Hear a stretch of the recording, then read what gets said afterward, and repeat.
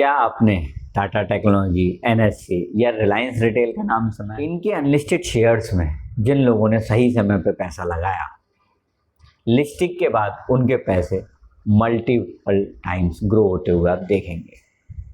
तो आज बात करेंगे हम इस वीडियो में कि अनलिस्टेड शेयर्स क्या होते हैं और उनका रोड मैप क्या है, यानी कि आप कैसे आइडेंटिफाई कर सकते हैं कि अनलिस्टेड स्पेस में कौन से शेयर मल्टीबैगर हो सकते हैं।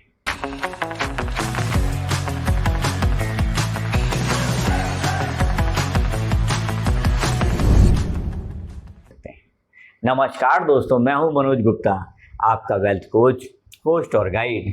और आज हम उस टॉपिक पर बात करने वाले हैं जिसके बारे में जानकारी बहुत कम लोगों को है, और वो है अनलिस्टेड शेयर।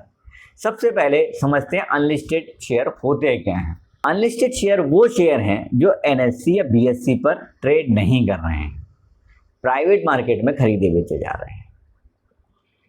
अब प्राइवेट मार्केट में कैसे खरीदे बेचे जाते हैं, कहाँ से आते हैं? देखिए, ये दो प्रकार के होते हैं। एक होते हैं प्री आईपीओ कंपनीज जो जल्दी ही लिस्ट होने वाली हैं, और एक होती है प्राइवेट कंपनीज जिनकी लिस्टिंग में कई साल लग सकते हैं। विदाउट लिस्टिंग भी आप इन्हें बाय सेल कर सकते हैं क्योंकि आते आपके डीमैट के अंदर ही हैं, इसलिए कोई टेंशन की बात नहीं है। एनएससी का शेयर ले लीजिए, आज तक लिस्ट नहीं हुआ है, अच्छे खासे रेट पे बिक रहा है। कभी 3,000 का रेट हो जाता है, कभी 2,500 का हो जाता है। 200-300 रुपये में बहुत सारे लोगों ने खरीदा था। ठीक है, इसके और भी एग्जाम्पल हैं, जैसे रिलायंस रिटेल है, एचडीएफसी सिक्योरिटीज़ है, सीएसके यानी कि चेन्नई सुपर किंग है, उसका भी अनलिस्टेड स्पेस में शेयर। तो अब सवाल ये आता है कि कंपनियां चुनी कैसे जाती हैं। आपको इनकी किस क्वालिटी पर ध्यान देना है जिससे कि आप इसमें गलत चीज ना चुन लो, क्योंकि अनलिस्टेड स्पेस में अगर आपने गलत शेयर सुन लिया तो वो 100% जीरो होना है, उसके बायर्स नहीं मिलेंगे, आप एक्सचेंज पे आप बेच नहीं सकते।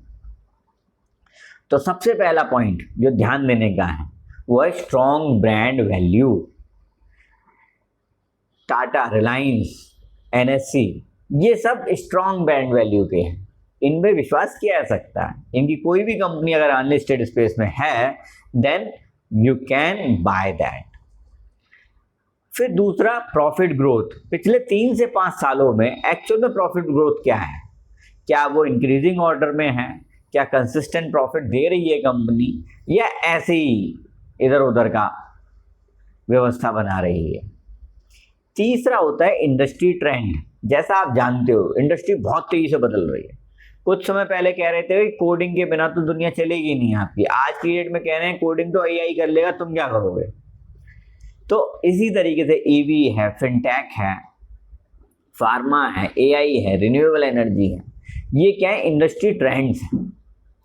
फिर आईपीओ बज़ क्या है। अगर कंपनी छोटी है और उसने डीआरएचपी फाइल किया हुआ है देन आप उस पर भरोसा कर सकते हैं। अब डीआरएचपी क्या होता है, अगर ये जानना है तो कमेंट करके बताओ, मैं इसके लिए आपको अलग से वीडियो बना के बताऊँ।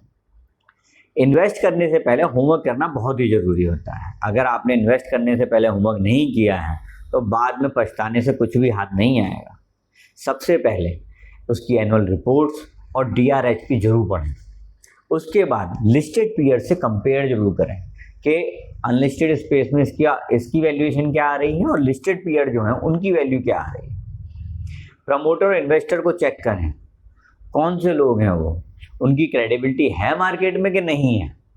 न्यूज़ सोर्सेज देखते एक बार जरूर देखें।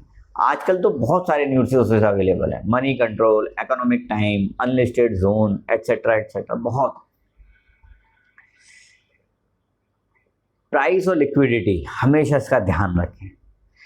अनलिस्टेड शेयर्स का प्राइस हमेशा डिमांड और सप्लाई पर चलता है। मैंने देखा एनएससी के केस में 1,500 रुपये का शेयर 10 दिन के अंदर ही 2,500-2,800 रुपये का हो गया था, क्योंकि डिमांड बहुत थी और सप्लाई थी नहीं। एक बीच में एक शेयर आया था एमएसई, मेट्रोपॉलिटन स्टॉक एक्सचेंज, वो बड़े अच्छे प्राइस पर दिख रहा था, लोगों को लग रहा था बहुत बढ़िया चलेगा, बहुत बढ़िया चलेगा, लेकिन उसके रेट आधे हो गए। तो हमेशा लिक्विडिटी चेक करें, प्राइस हिस्ट्री देखें, डिमांड सप्लाई देखें कि वो चल रहा है कि नहीं, क्योंकि अगर लिक्विडिटी है तो आप माल बेच कर बाहर निकल भी सकते हैं, अदरवाइज आप बैठे रह जाएंगे और रिस्क आपका बढ़ जाएगा। सबसे इम्पॉर्टेंट है रिस्क मैनेजमेंट। रिस्क मैनेजमेंट कैसे करना है? देखिए, ये तो हम सबको पता ही है, हाई रिस्क हाई रिवॉर्ड का गेम चलता है, लेकिन पैसा उतना ही इन्वेस्ट करें जितने का आप रिस्क ले सकते हैं। ऐसा ना हो कि आपको किसी ने बताया कि भाई ये तो 4 गुना बढ़ जाएगा, 8 गुना बढ़ जाएगा 2 साल में, अपने सारा पैसा लगा दिए। फ्रॉड से बचने के लिए या तो वेरीफाइड ब्रोकर से डील करें या सेबी रजिस्टर्ड प्लेटफॉर्म से डील करें।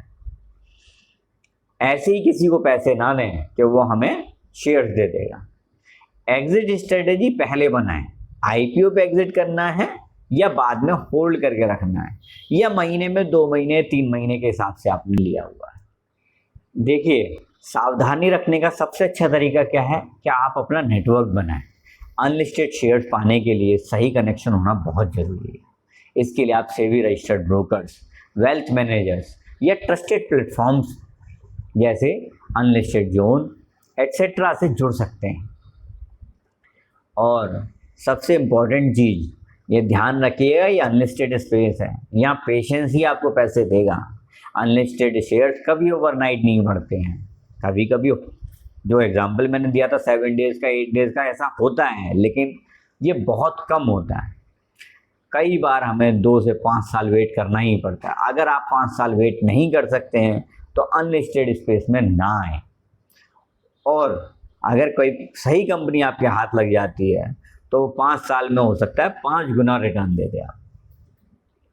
काफ़ी सारे पॉपुलर अनलिस्टेड शेयर्स हैं इस समय जिनमें आप आराम से होल्ड करके रख सकते हैं, जैसे HDFC सिक्योरिटीज़ है, रिलायंस रिटेल है, NSE है, नेशनल स्टॉक एक्सचेंज, स्टट्स एसेसरीज है, Chennai super king, hero Fincorp, boat. ये सारे शेयर्स जो हैं वो रिलायबल हैं। डिप आए खरीदिए, होल्ड कीजिए, महीने 2 महीने 6 महीने 8 महीने जो भी आपके अमाउंट का टारगेट हो, 2 साल 5 साल रखिए और निकाल लीजिए। तो दोस्तों, यही है असली रोड मैप अनलिस्टेड शेयर्स को ढूंढने का। अगर आप रिसर्च, पेशेंस और सही सोर्स को फॉलो करते हैं तो अगले मल्टी बैगर आपके पोर्टफोलियो में हो सकते हैं। तो अगर ये वीडियो आपको पसंद आया और आपको लगा है कि नॉलेजेबल है तो अपने दोस्तों के साथ शेयर जरूर करें। और हाँ, अगर आप सही जानकारी के साथ मार्केट में उतरना चाहते हैं, बहुत सारा पैसा इसी बाजार से बनाना चाहते हैं, तो हमारे कोर्स हम होंगे कामयाब में ज्वाइन कीजिए। हम यहाँ शुरू करते हैं how to manage your pocket money से और एंड करते हैं how to manifest your dreams पर जाके। Technical analysis, fundamental analysis, mental analysis और क्या क्या चीज़ों का आपको विशेष ध्यान रखना है वो सब बताते हैं। लेकिन बताएंगे तो तब जब आप हमारे पास आएंगे। तो डिस्क्रिप्शन में लिंक दिए हुए हैं, आप हमारे पास आइए, कमेंट कीजिए, हमें मेल कीजिए, हमसे फ़ोन पर बात कीजिए और हम बनाएंगे आपका एक ऐसा गोल जो आपको ढेर सारी वेल्थ प्रोवाइड करेगा। आज के लिए इतना ही। मैं हूं आपका दोस्त, होस्ट और गाइड मनोज गुप्ता। धन्यवाद।